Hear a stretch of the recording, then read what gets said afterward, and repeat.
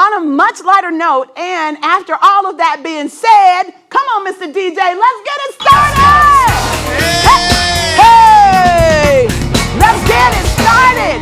Today, we have a humanitarian, author, and actor, and not to mention, she is the former wife of the one and only human that we all know could float like a butterfly and sing like a bee. Y'all, please help me welcome Dr. Khalilah Ali. Yes! Hi! How are you? I'm wonderful. It's so good to see you. Raymond, it's so nice to meet you. You're so kind. Please have a seat, y'all. So colorful. Oh my God, that's you. You are beautiful. Everybody say hello to Miss Ali. Yes, ma'am. Listen, it is such an honor to have you here on the show. Thank you so much. Such an honor. I just want to dive in. Let's start from the beginning. You are a devoted Muslim. Mm-hmm. What was life like growing up in a Muslim home?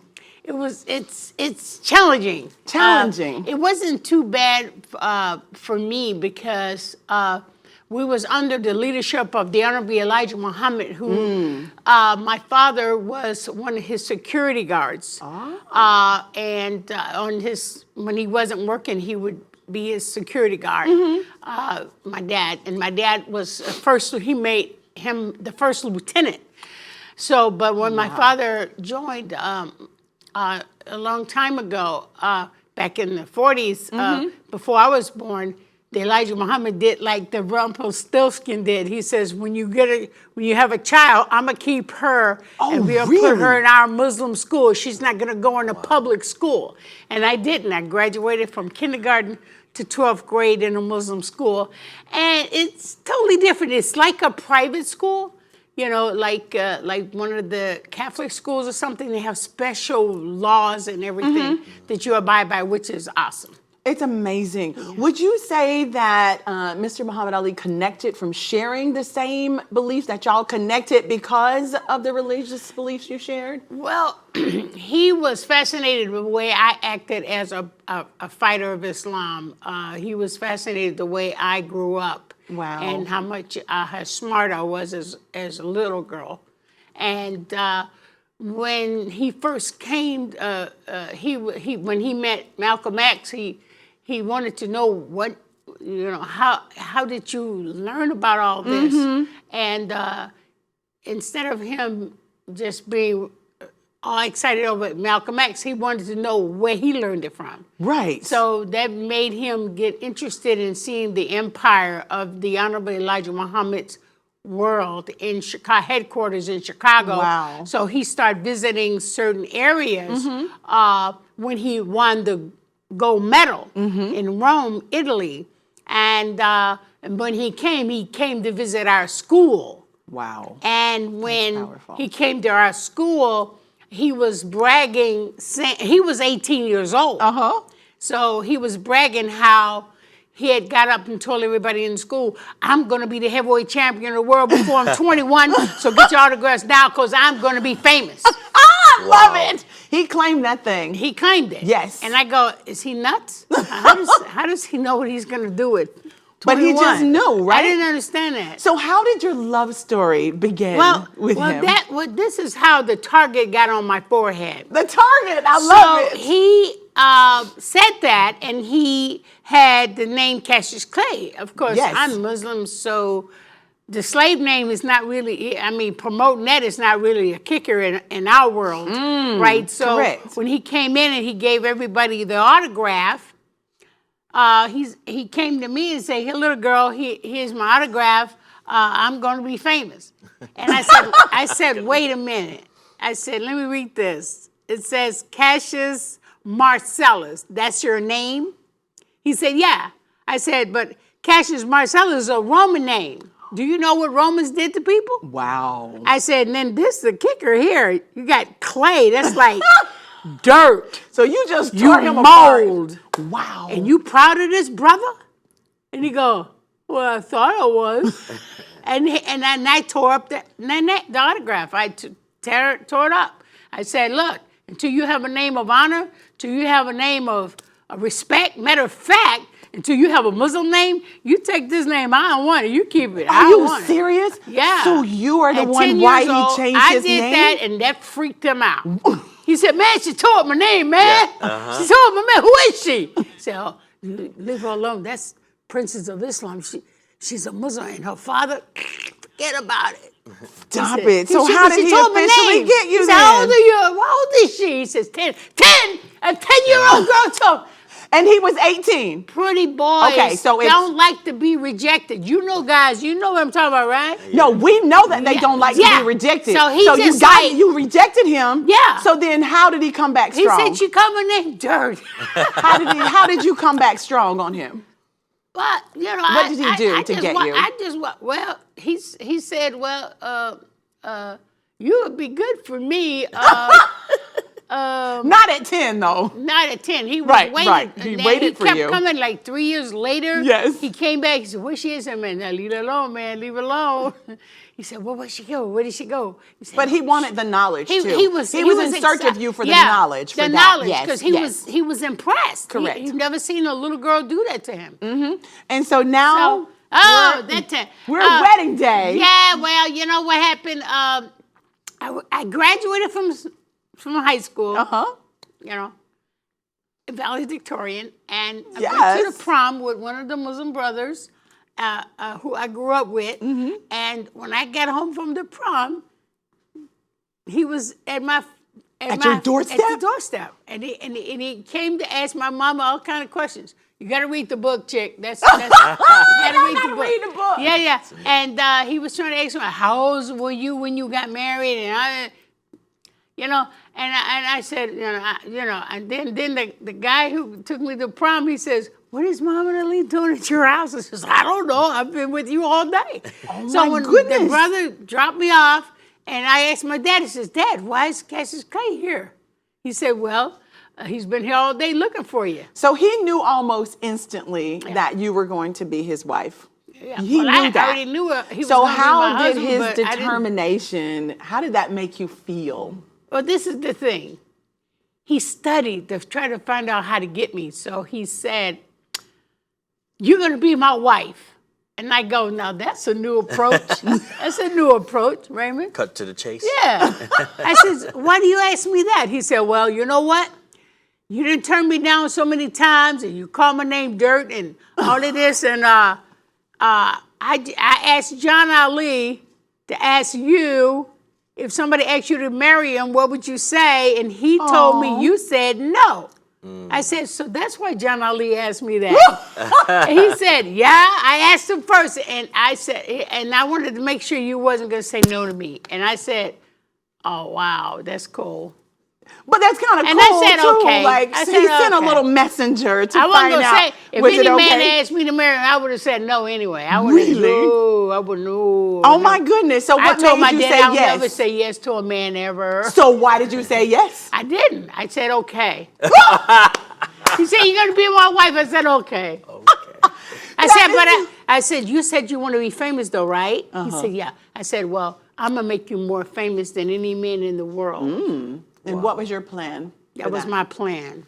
Really? Yeah. And I did it, and because of the way you reacted to this man, now my job is done. Oh, yes. There you go. An amazing job. You can share the world how I did that. The forgiveness. So, Dr. Ali, let's fast forward to being a wife to a 3-time heavyweight boxing champion of the entire world. Yeah, well. Did you expect your life was going to take such a drastic But see, turn? I'm the one that took a drastic turn to make him that. You better come on. Yes, ma'am. I guided his whole career and life for him to turn out this way. That wasn't a surprise to me. I worked hard for that. Wow.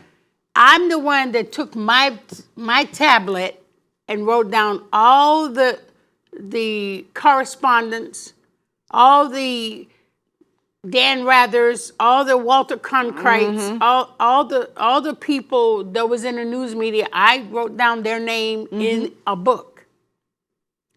And whenever Clay would go anywhere, I would call them to be there at the airport at that time. So did you nickname him Clay just to remind him of the day that you told him? Anytime he do something wrong, I call him Cassius Clay.